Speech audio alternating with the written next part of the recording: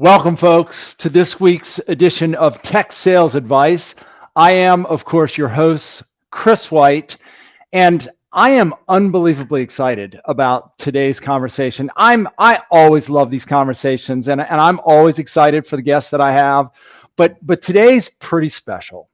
I'm joined by my good friend and former colleague, John Cerqueira. John has an unbelievable personal story about his experience on the morning of 9/11. We're going to invite him to share some of those thoughts.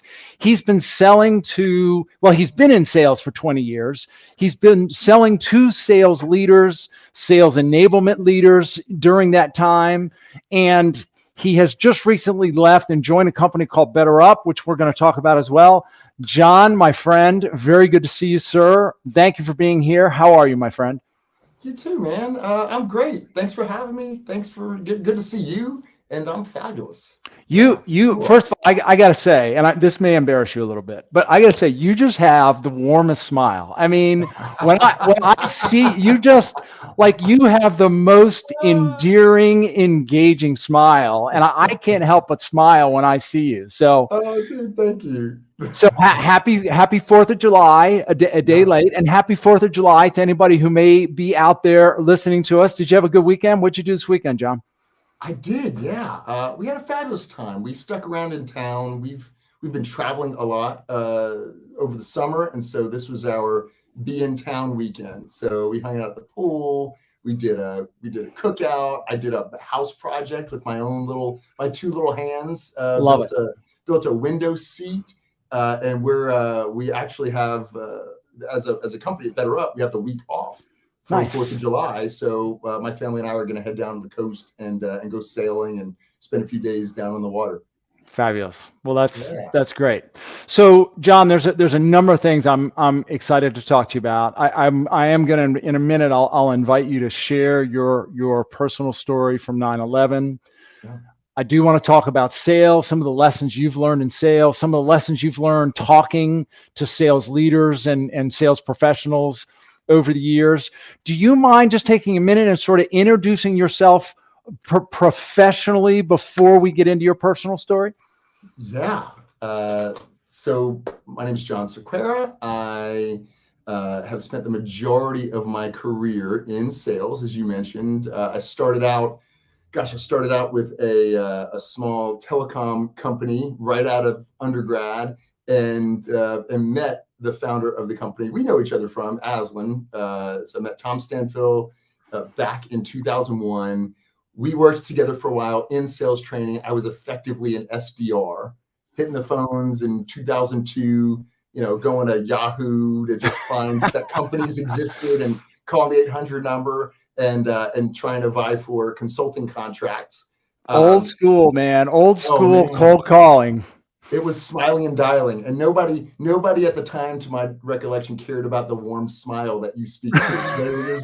It was smiling and dialing just to keep myself from banging my head against the wall. But worked with Aslam for a while. Went to back with one of our clients, Getty Images, back in New York. So I was in New York, then Atlanta with Aslan, back to New York. Worked for Getty. That was super fun.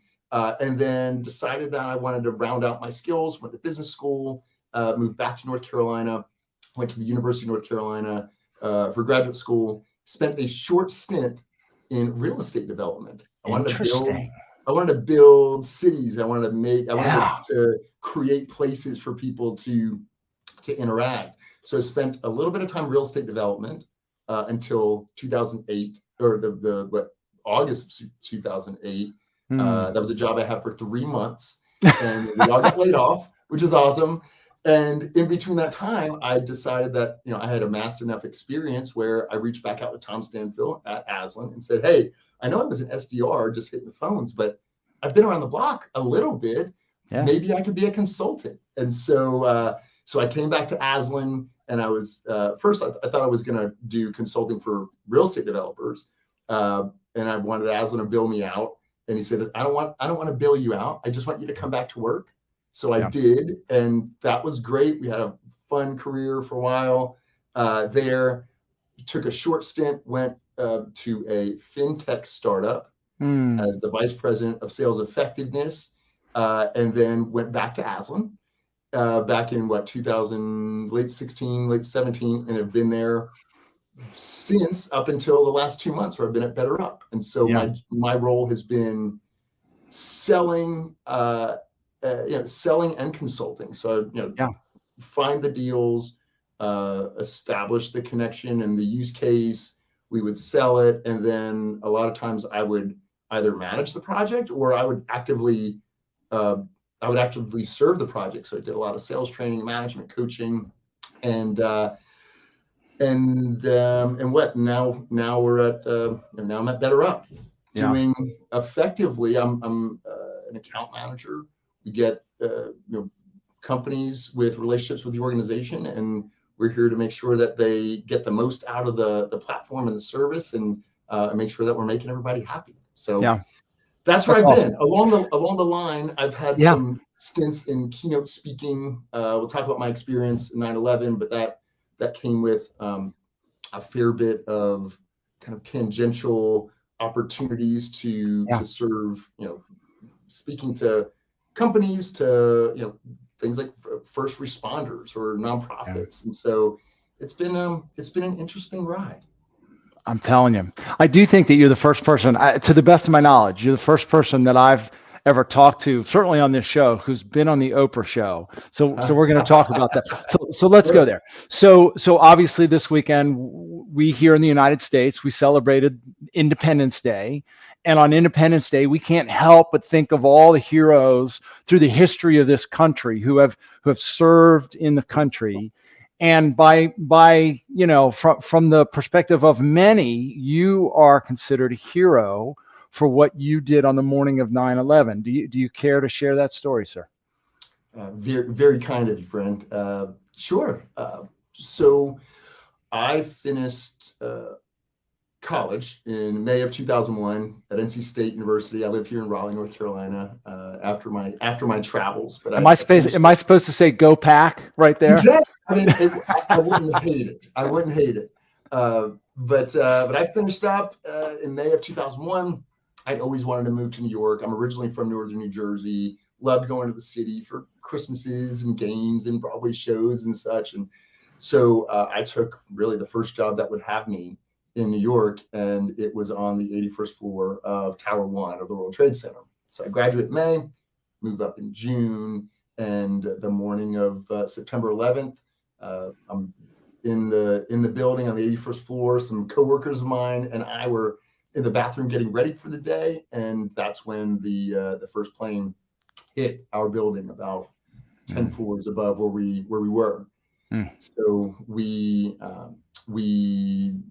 kind of got our bearings, and we were guided to a kind of a floor fire marshal area where we were given some direction. At the time, that direction was a plane, we're not sure what, hit the building's on fire, stay here, we'll get direction later on. That message shifted pretty quickly. I now know when the other plane hit Tower 2, and now it was realized that this was a coordinated attack and that we needed to move more quickly. So from this fire marshal office, we were directed to a stairwell on the 81st floor, and we moved quickly. I got to about the 67th floor, and on the landing, I ran into my boss, Mike, and we just kind of compared notes, what we had seen, what's going on. He told me that everybody from our office had already gone down the stairs, so they were all well below us, and we should move. But we realized that finding this stairwell, this open stairwell, was not super easy. And so when we heard people upstairs shouting, talking, yelling at each other, we realized that they didn't know that our stairwell was open. So we decided to go back up to the 68th floor and guide people to our open stairwell. And as we got to the 68th floor, and in the hallway, we would guide a few people that we could see. They got to the stairwell, then we could hear people behind them. So we kept kind of meandering a little bit, and ultimately we happened upon an office of people who just appeared to just be standing there. And we yelled at them to get out. We weren't really sure what they were doing, and we realized that It was an office of people who were around a coworker of theirs who was a wheelchair user, and they were trying to figure out just what to do. How do we all get out? The elevators aren't working, and so we offered to help. And my boss and I and this woman, we all headed out. So we used an emergency wheelchair that had been put in their office during the bombing or after the bombing of 1993. She had worked there in 1993 with one bombing, and now she was experiencing another attack. So we got an emergency wheelchair.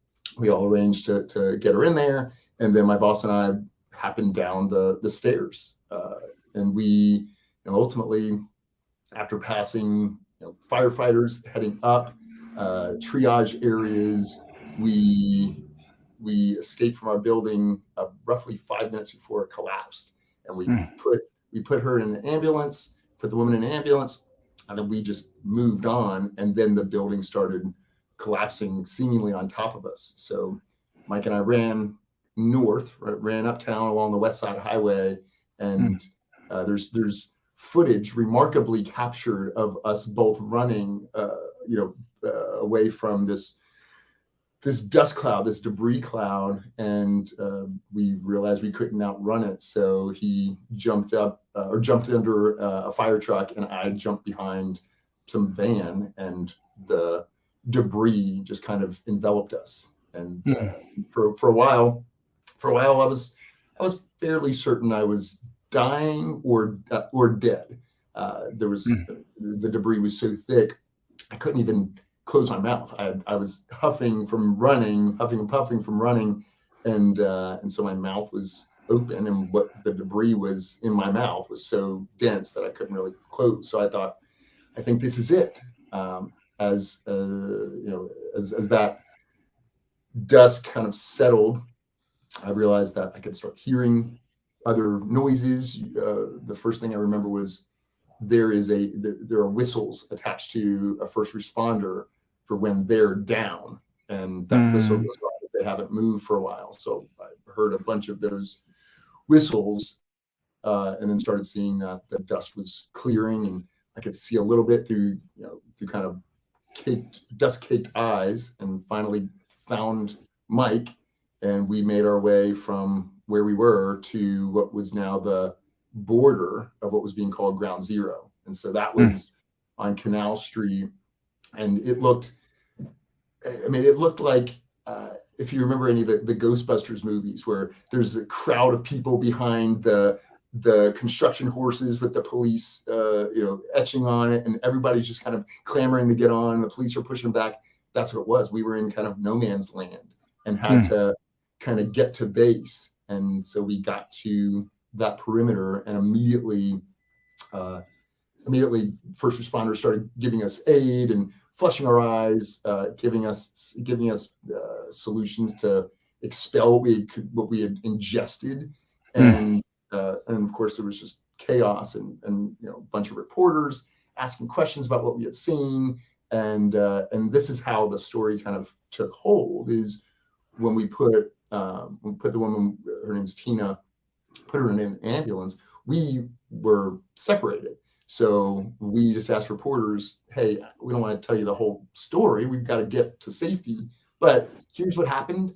There's a woman, we put her in an ambulance. We didn't know her name at the time. We gave them a description and said, hey, if you can find her, just let us know that she's okay. And they kind of dug into the story a little bit.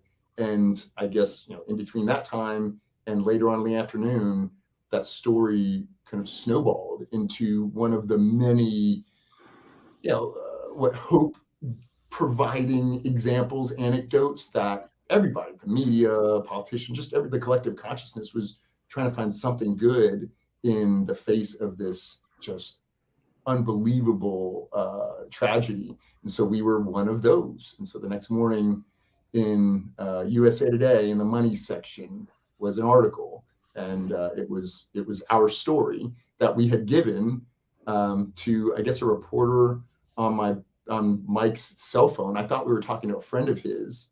We were just obviously disoriented, as you might imagine, And I was explaining what had happened, and that guy was a reporter, and here the story shows up. Mm. And that went from USA Today to George W. Bush referenced us in a national address the following Friday. We were in People magazine the following week. Good Morning America, Oprah. It was wild for a 22-year-old who I had just graduated. I didn't know really how to speak or give an interview, and it was wild. And meanwhile, reconciling with a near-death experience on a grand scale in the arguably the most well-known city on the planet. So it was heady for sure. It's an unbelievable story, and I've seen at least a half a dozen of your interviews, and I've seen the video that you reference with you running out, running away from the dust cloud, which is that alone is just amazing. I have to admit, hearing you share the story again in this setting, it gives me chills, and I can't help but ask what was running through your mind. I'm imagining you're trying to just get out of the building. You made it down to something like the 63rd or the 64th, but you hear voices, and something inside of you said, we need to go help these people. And I just think there's something special about that. What was that? Was that just was that just instinctive? Like just never a second thought, like we just need to go help these people? Yeah. I will say this before I answer what was going through my mind. To be very fair, we did not know the scale of what was happening at that time, right? So while now I realize that what moved us from that fire marshal area more immediately was the other plane, we didn't know that we were very in the dark. So put yourself in the frame of mind of, I just thought it was a burning building where, to be sure, we're 80 floors up and the electricity is starting to go out and you've got to hit the stairs. So that was the gravity in our perspective at the time. But yeah, so at the very least, I knew from safety kind of first aid as a kid, not first aid, but emergency response that they tell kids, if there's a fire, get out as quickly as possible. Don't go back. I remember, if you have a fire at your house, don't go back for your dog. Don't go back for your favorite toy. You just get out. And so that was the decision I was making that was against what I'd been told. But yeah, so I was on the 67th floor. I ran into my boss, Mike, and we were comparing notes, and we realized that everyone that we knew was out of the building. So that was the way out. And then when we heard people, we both kind of looked at each other and said, well, they're just right up there. What's the big deal? And instead of going down and just saving yourself, at least we could do what seemed like the smallest slight increment of inconvenience, right? So we broke the most dramatic part of the event at that moment. I remember was breaking the glass box with the fire extinguisher and the axe and that kind of thing. So we broke that and then went upstairs, and it was really more of a, hey, they're just a half a flight up, and if we just tell them that we can get out, then we will have done something of value. And that just kind of snowballed into, we tell them, those people moved, and then I didn't calculate that there would be people behind them. And so it was just kind of incrementally moving deeper. And then, of course, when we saw an entire office of people, saw them, right? These weren't statistics. These weren't people that you would have never known existed. We saw them. And when we tried to get them out, realizing that they were waiting to see how they could help someone, in their midst, that just kind of moved to where, okay, we're in this together. We need to do this. Yeah. Yeah. Yeah. Well, and you know as well as anybody, we talk a lot about this notion of other-centered selling, and Yeah. I like to tell people, if you've never heard of the term other-centered selling, the best way to think of it is it's the opposite of self-centered selling. And Yeah. I can't think of a more other-centered thing to do than to go back and first, at least go alert or notify this group that, hey, there is a way out. And then when you see what they're dealing with, just jump in and sort of take. Another thing we talk about is, as sales professionals, we should take on other people's like let's take ownership of the problem, right? Yeah. You Yeah. guys really took ownership of the problem.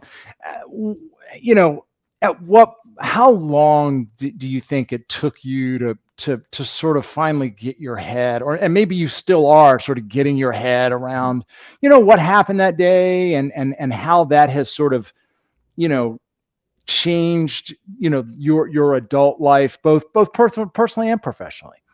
Yeah. I am still getting my head around it. So good observation, a good guess, I suppose. But I have a working theory that is appropriate and the best I've come up with for now. But immediately after, when it took us about an hour to get out of the building. So we were kind of in this state of, we're in a confined space. We know that something fairly critical is going on. The more we got lower down the building, particularly when we met firefighters who were heading up, they were stone faced. They were exhausted. All their gear, probably in the 40, 50 stories up. And we saw triage areas, and there was definitely this feeling of you had to surrender. We were just out of control. There was just too many things outside of our control. And so there was this, I guess, lesson of do what you can do with the things that you can control. And that drove, this really clear focus on the task at hand, which was getting the three of us out of the building. And it's interesting. This sounds super trite. It sounds really trite. But if we hadn't had someone else to focus on, if we didn't have that either camaraderie or a purpose, I'm not sure that things would have played out as well as they did for me. There were, and I think even just mentally, emotionally, I mean, there's focusing on somebody else is a path to feeling fulfilled and powerful and calm. And so that was a lesson that I immediately took. That was very, very clear. When you help somebody else, and I would test this out years after, particularly going back to New York and people trying to find their way on the subway, and just being able to help and feeling like, hey, not just capable, but I did something that I won't reap the benefits of at all. And there's a very clear power to that.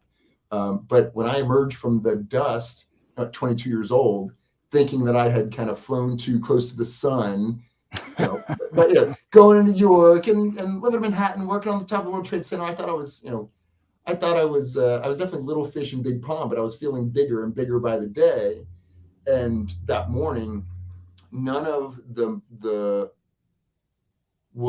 incentives, the goals that I had defined for myself that brought me to New York seemed valuable. Right? It wasn't about money. It wasn't about getting some cool penthouse. It wasn't about being in the center of the universe as I thought about it. That morning, I just wanted to go home, and I didn't know what home was. I defined it as Raleigh. That's where my parents were, but I had a bunch of friends here, still in college, and I just wanted to be home and safe and connected and stable. First I thought, man, I think I'll just move to the Virgin Islands and run kayak trips for the rest of my life. I don't need any of this stuff. But that was short lived. Is that I guess isn't really my personality, what fulfills me. So from there, I went back to work. I mean, I just went back to climbing or trying to climb, and selling, and sales is a function where here's your goal, go get it. And the better you get it, the more money you make. And so that was my mindset. Went to business school. That was great. I was still doing some speaking and had this experience that I think opened some doors for me occasionally, at least gave me a better sense of where I fit in the world or how to paint a narrative, particularly when I was selling or speaking. But I really was aiming towards this. Hey, I've got this thing going on. I know that helping other people is fulfilling, and that's really what synced me up with ASLAN. Right? ASLAN Training Development, fabulous organization, sales training, management, coaching firm, based on the premise that you'll be more successful and fulfilled if you are other-centered, not self-centered. So that was just natural and great. But I'll be honest with you, the more successful I became at ASLAN, the more you kind of had this balance of, hey, I know that you're most fulfilled when you serve other people, but when you're getting financial rewards and accolades and people are, saying nice things about you, it can go to your head. So I took a role where it was primarily ego-driven for me, and that was continuing down that path of what seemed like a big job for me at the time. There was a lot of money at stake. There were a lot of cool professional perks and status. But that pursuit really burned me out. That pursuit by saying, hey, look how successful I was when I served other people. What if I can take that success and do something else even more financially rewarding, more rewarding from kind of an accolades and resume perspective. And I forgot about all the other centered stuff. Like it was so remarkable. And I was spinning myself out. I spun my family out. And I ultimately had to tap out because I was going to be divorced or dead. My wife was going to attacks. Chris, candidly, there's a coworker of mine we were kind of professionally connected. He died. He was on a seemed like he was on a cocktail of uppers to get him up in the morning and opioids in the evening. And he was a young guy, mid-30s, and did not make it. And so, that was the experience that said, okay, something is amiss. And I ended up working, started doing more of what ASLAN was doing and finding some balance, professional success with being other-centered. And that's really what started this path towards, hey, I do want to be professionally successful, but there's a story, there's value that I can provide to other people. And particularly during the pandemic, I had clients of mine, clients that you probably know, we were working together, and they were completely disoriented. Their teams were disoriented, and they reached out to me to ask me to speak to their teams who were languishing and stressed out, and they just could not see an end to this predicament. And I did a few of those, and to my surprise, the feedback was that they were getting value out of it. And so that's the long-winded answer of saying, my lesson was, it really is more fulfilling to serve other people. And there are other people who want to be served. There are so many other people who want to be served.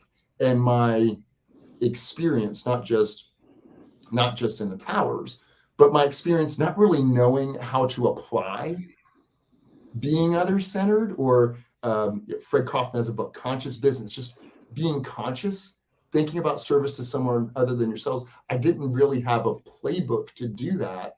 And so when I went back to the playbook most of us are operating under, which is serve ourselves, professional success, get your masters, get your quota, get your thing, get your title, it didn't work. And I was shocked. I was pissed off. I was like, why doesn't this work? This is the plan. I followed everyone's plan. Why isn't this working? And it was recently, probably the last crop of interviews for 9/11 for the 20th anniversary.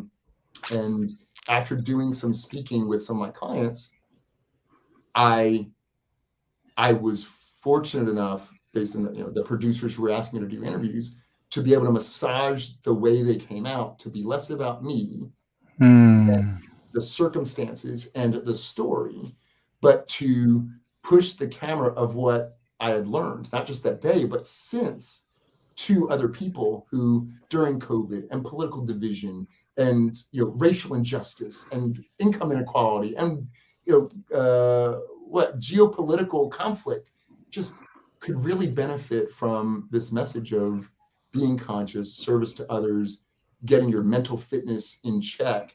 And so that's what currently the working theory is of what have I learned, right? It's not just this kind of statement that you might find on an inspirational poster. It's better to give than receive. We've heard it a million times, but what's challenging is taking this well-known adage and applying it to your life in a world that is very ego-driven. It's very survival-driven, and it takes more work than I thought it would take. And that's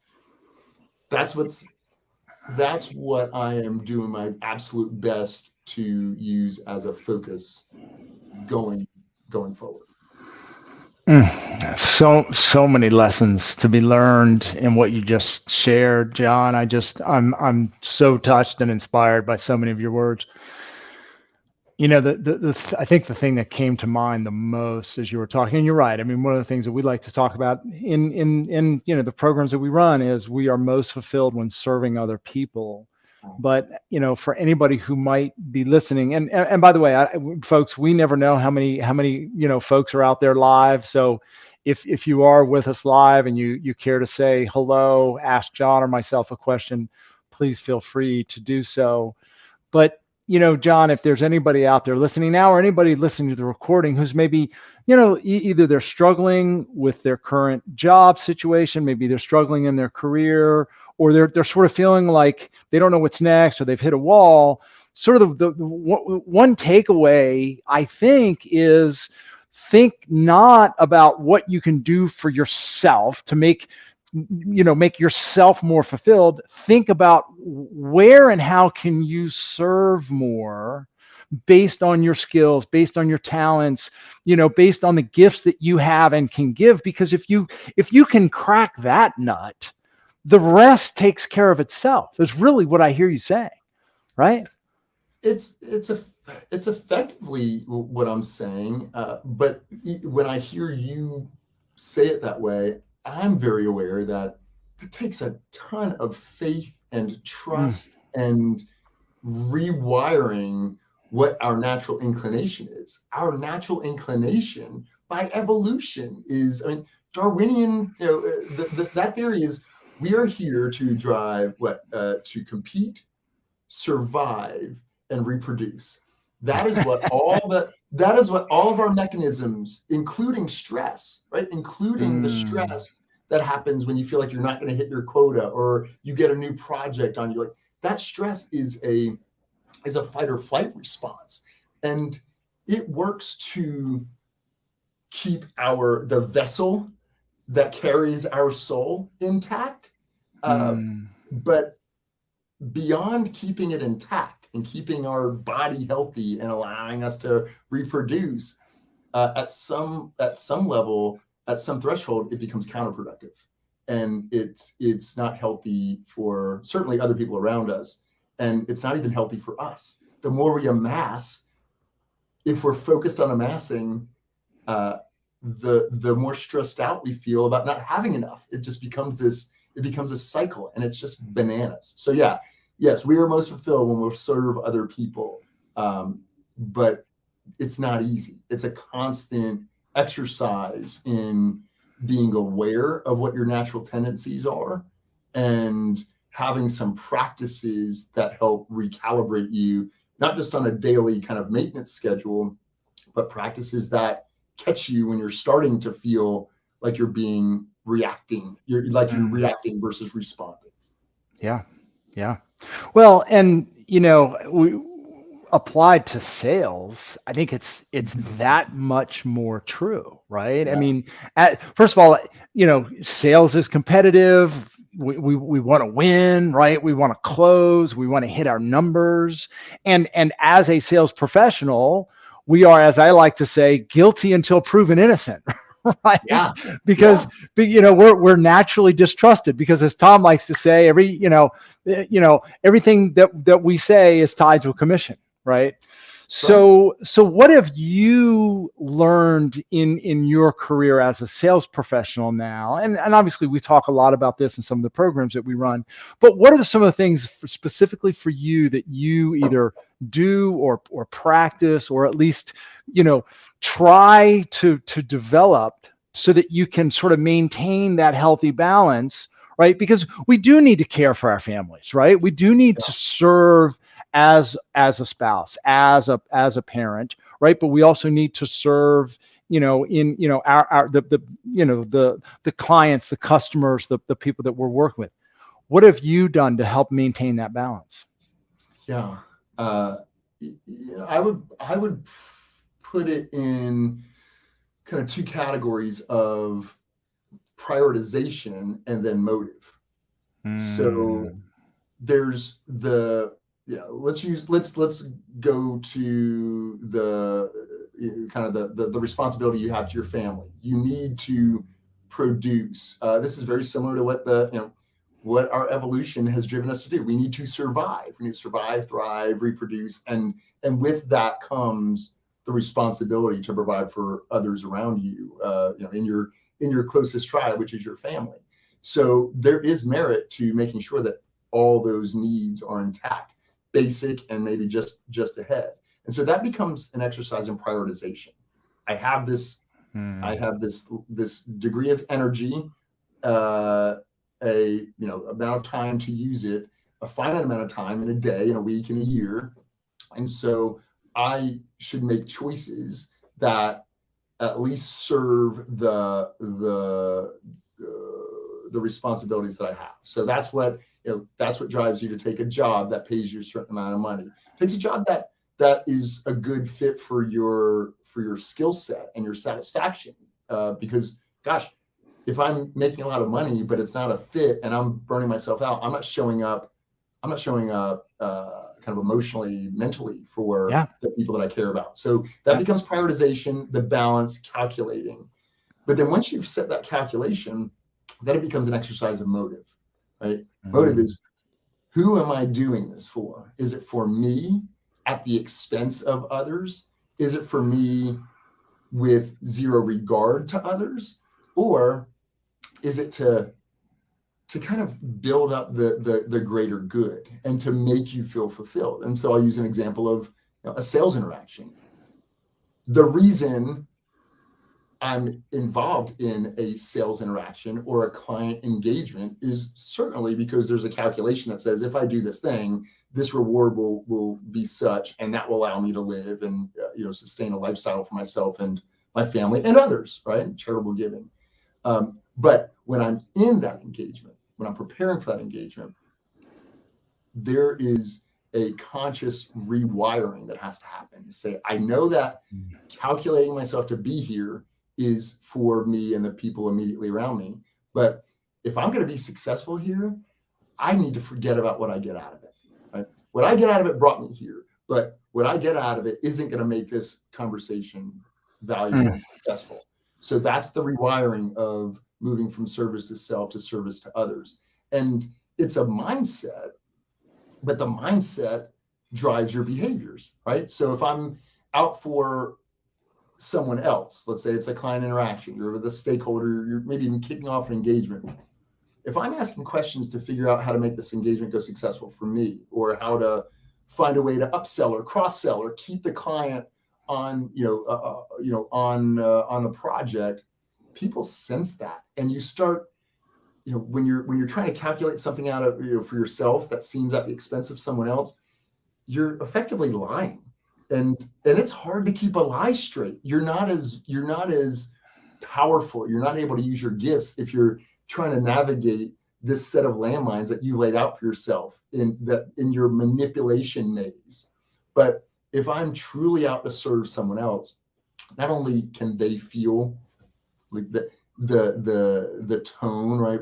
There was saying, Tom will use it. Motive is transparent. You can sense when someone's there for you versus there for themselves, but it also starts driving different behaviors. if I'm really other-centered, right? If I'm really going to serve someone else, I will have thought about what they wanted me to do, and I would have prepared better for the conversation, right? That's another in the book. I think I mentioned Conscious Business by Fred Kaufman.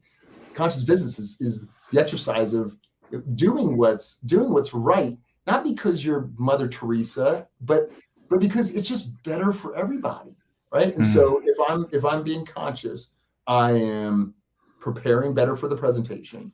I'm coming with questions that allow the objective of the client to be achieved more efficiently, more effectively. And now when I'm in the conversation, I can ask nearly any question I want, as long as it's respectful, if I'm doing it with a pure motive, because that person can tell, hey, I really only need to hear this information so that I can do this with it and put you in a better position. You can ask the same question with a different motive, maybe a different preamble, and get very different answers, whether it's self-centered or in an other-centered way. So that's where I see that landing, right? It's prioritization. What got me here? Calculating. Does this all make sense? And then the motive, which, the tone comes off to the person you're talking to or interacting with, but also it drives these other behaviors that actually make you better at the task at hand.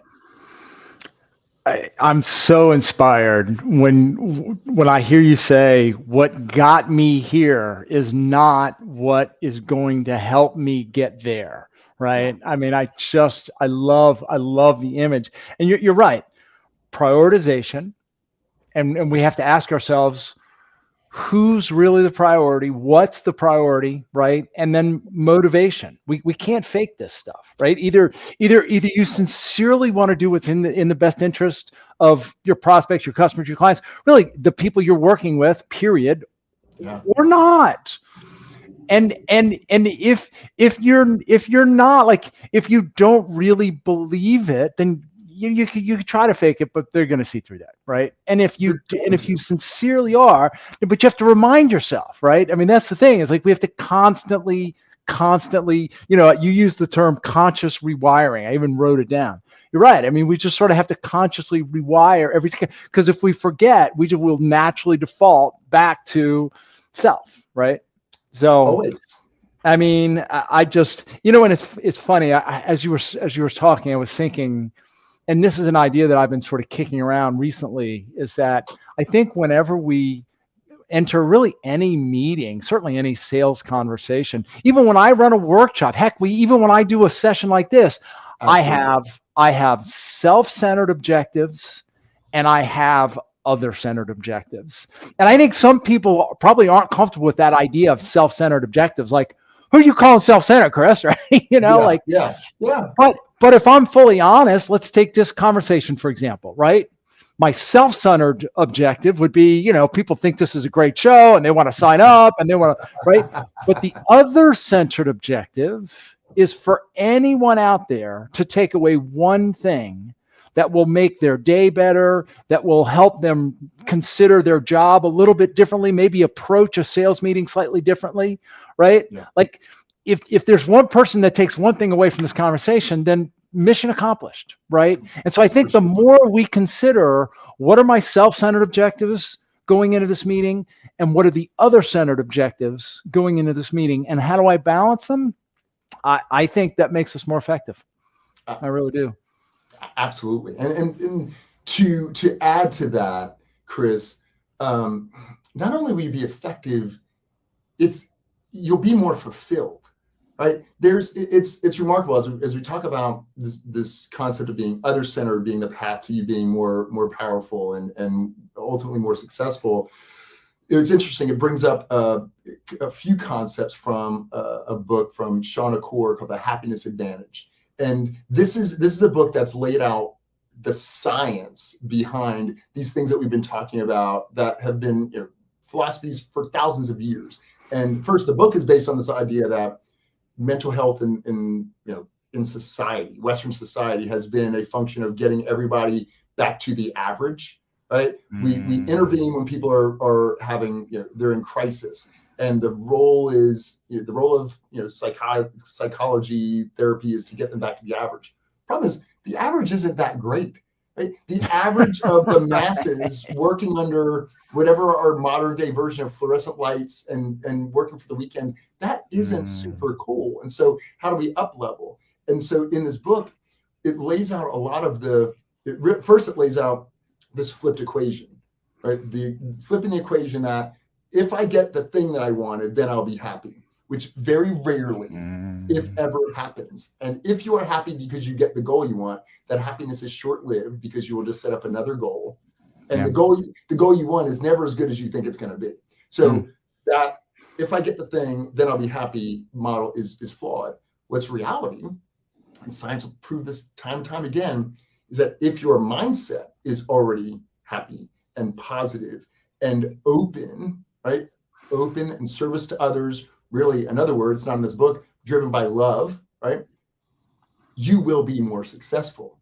I mean, to the extent that, the opposite is being driven out of fear, which is self-centered. Self-centered is I'm scared that if I don't focus on me, I'm not going to be taken care of.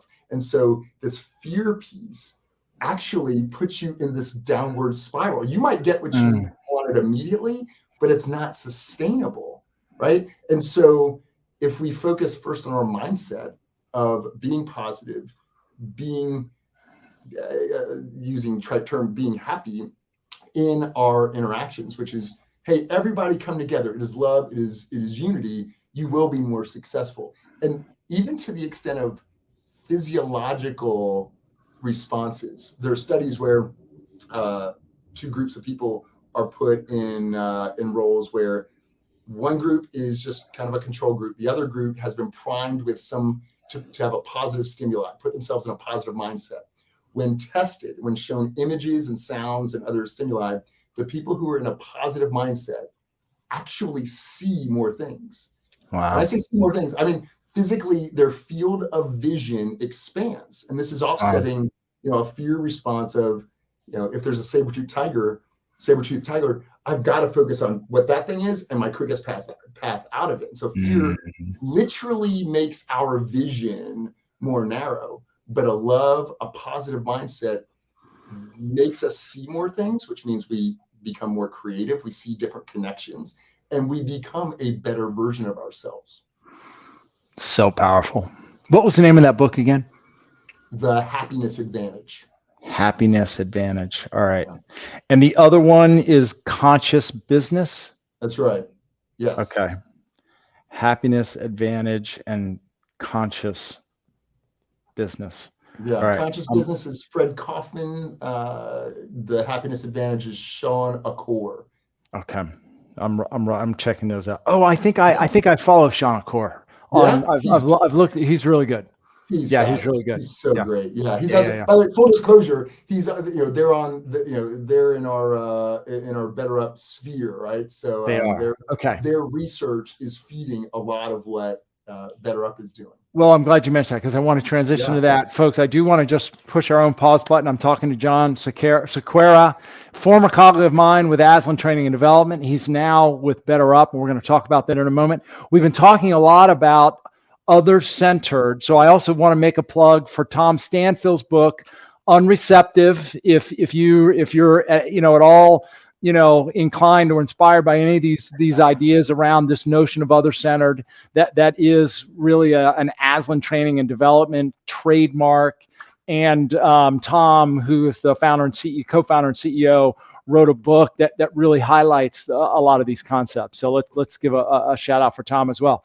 Yeah. John, I told you we were going to get 50 minutes into this and you were going to be like, I can't believe it's been 50 minutes. But if you can believe it, we are 50 minutes into this conversation. And so we've got about 10 minutes left. I do want to be respectful of your time. So we're going to end on time. And folks, if any of you care to say hello or ask John a question in the last few minutes we have together, please feel free to do so. You mentioned BetterUp. So talk a little bit about BetterUp. I've done my homework. In fact, I was looking at your tagline on your LinkedIn profile. It says self-actualized human beings are powerful, peaceful, productive, and contagious. And I've got to believe that BetterUp has something to do with helping people become more self-actualized. Am I reading this right? I think you got it. I think we can end early. I think you got the There whole it thing. is. Yeah, you get it. So tell me more about BetterUp. What is this organization, and why you, why now, why here?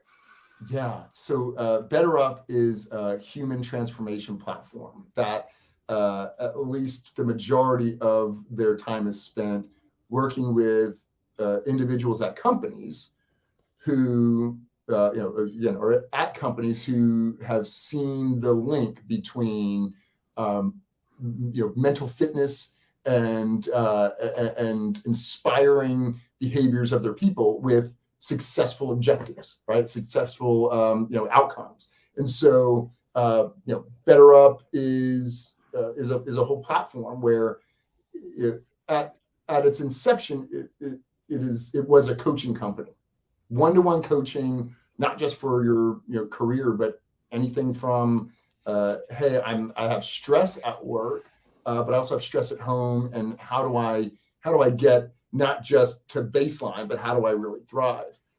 What is remarkable, what I'm super excited about, is the platform and the science behind it. We've had a million coaching sessions. And so there's all these data sets that show that, hey, here's a link between improving this series of mindsets and behaviors with some really clear outcomes, right? So examples are, just goal attainment. Goal attainment is the outcome. We've got a team, and it could be goal attainment from, software engineers trying to get a product out on time to salespeople, right? The arguably the hardest place to shift performance, right? So BetterUp is a platform that uses science to identify where the gaps are in an organization, what those mindsets and those behaviors are that can be tweaked to then build a solution through coaching that impacts these outcomes, and then goes back to the initial kind of identification of these mindsets and behaviors to then link how have those improved, but to justify the spend, how has the improvement how has the improvement in those elements impacted the business outcomes of the organization. Yeah. And so that's what they do. Clients like Salesforce and Chevron. I mean, big companies. I've never met a group of so many smart people.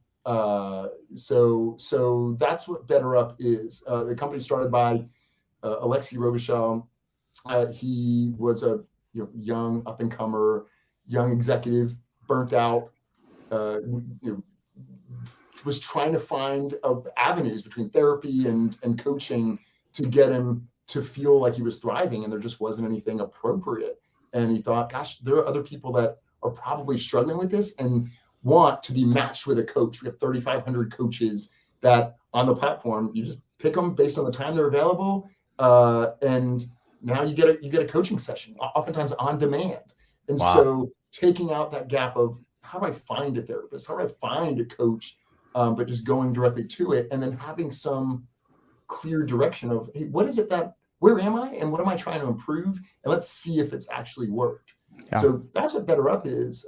When the way I got here is I started to get more serious about wanting to proactively speak to other people. So for an inspiring objective. So I was in the process of spinning up my own speaking and coaching company alongside of ASLAN at the time.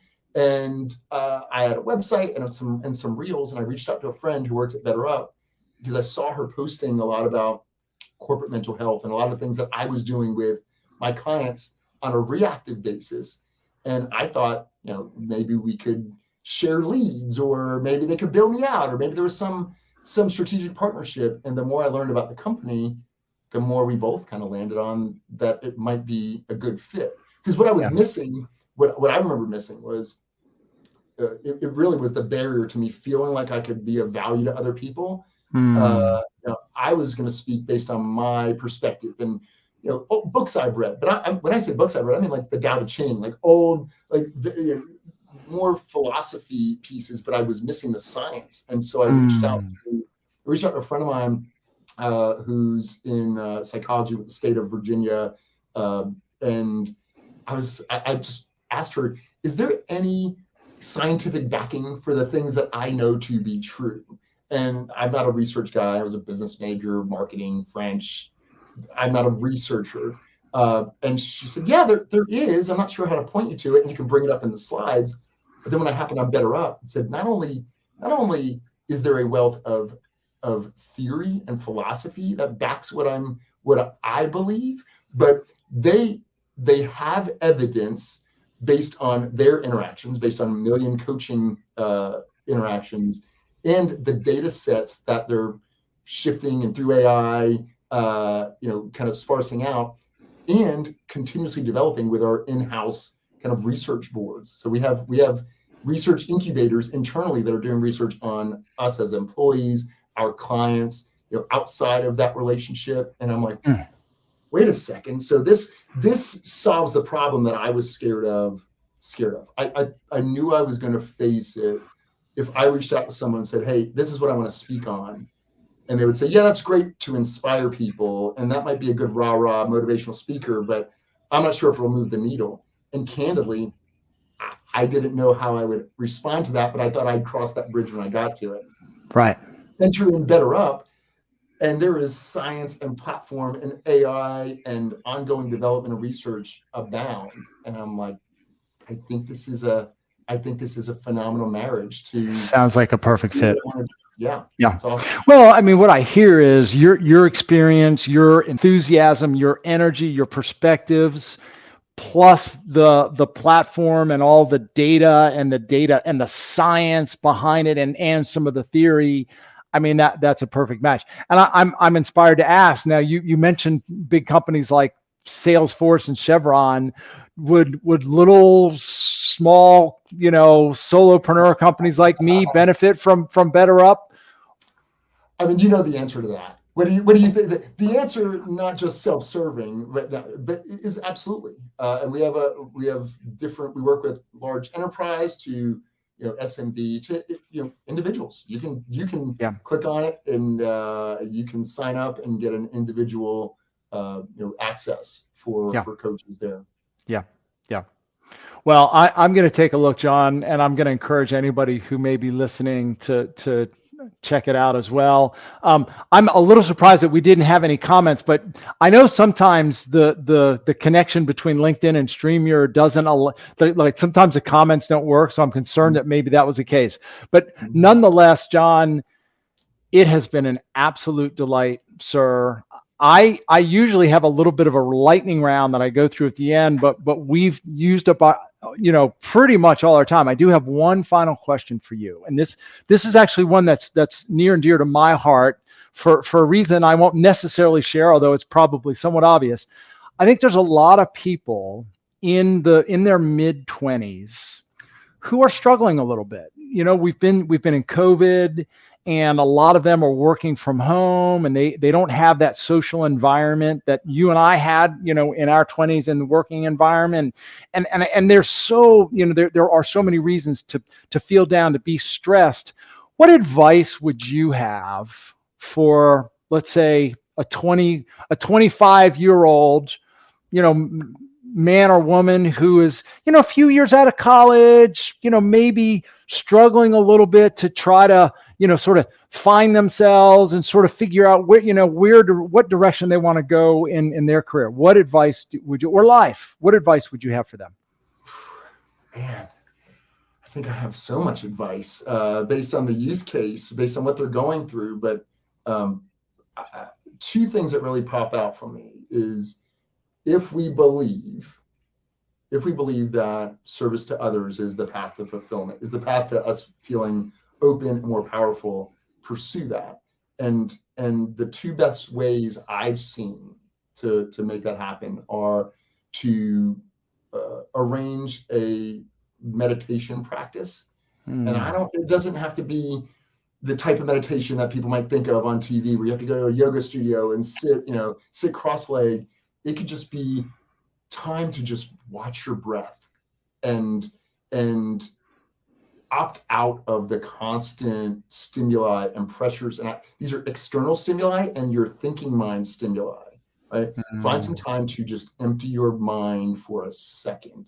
And a second is really, 15 minutes or so, and make that something that you do on a daily basis. This could be when you exercise. This could be you read something that might be inspiring. You just think and watch your breath. But making that a daily, I like twice a day, morning and evening practice, is super valuable. The other piece, and you alluded to it, Chris, is invest in your social connections. Invest so hard in your social connections.